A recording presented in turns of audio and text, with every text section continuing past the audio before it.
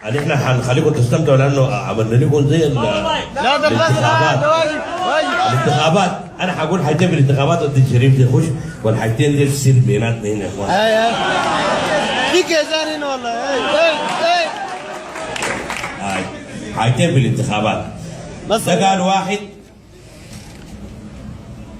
من صاحبنا الطبع عمك كبير كده قال له انا ماشي انتخابات. هفضل منه شيوعيين. يا زول قال له حرم الليل بس شيوعيين. يا زول بتعرف له شنو؟ قال له الحبايه ده بعرف. مش صوتنا مش نحرقه الشيوعيين دي بس.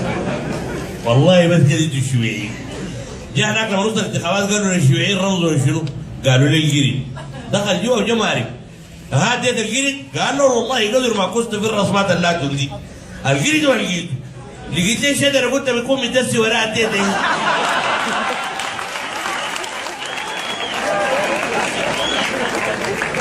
دي واحده دي ولا الثانيه؟ يا ناس تعال. ايه؟ لا ما تخلط الشباب. هذا ثانك يو فاي انا قاعدين انجليزي ما بعرفه. هاو ار يو فاين؟ هاو ار يو؟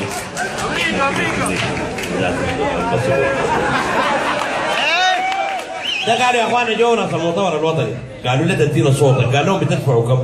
قال لهم نديك 500 قال لهم عليه الطلاق ولا راس مال تبغى مليون وخلينا نمشي لكم الشغل. قال لي هذول ده المليون وتدي الشجره خش وجرايه قال لي ادي شنو؟